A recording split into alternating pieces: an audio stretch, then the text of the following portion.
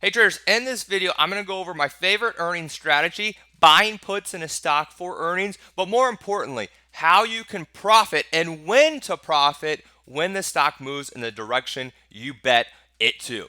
So Beyond Meat had earnings, okay? It had earnings Monday after the close. The stock went from 108 to $80. That is a very, very large move. The market makers, the MMM, market makers move was about $20 up or down.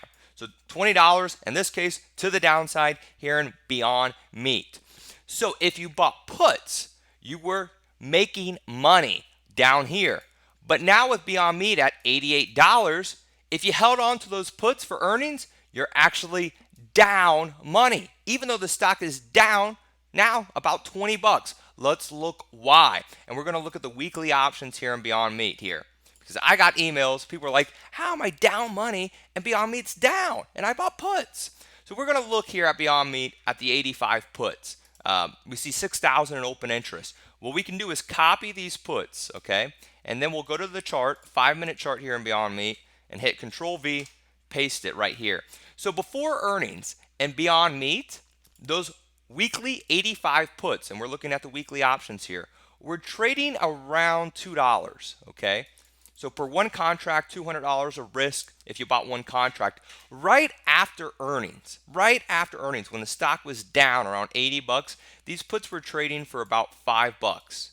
So 2 to 5 bucks, phenomenal return, right? But if you held on about an hour after the open on Tuesday morning, these puts were only 3 bucks. So still not bad. You risk 2, you make 3. It's a pretty good return, 50% return. Not bad at all. But the day after, Wednesday, these puts were trading around $1.20, down in value. So let's look what the stock did. The stock actually rallied a little bit off the lows, still nothing crazy, but the stock went from 108 down to 80, now at 88. So those puts are down in value because Beyond Meat did not exceed the market maker's expected move. What that means, and you could go on any of your platform, we'll use Facebook for example, they just had earnings. They will actually give you the market maker's move right here. It's MMM, market maker's move. So on Facebook, it was $10.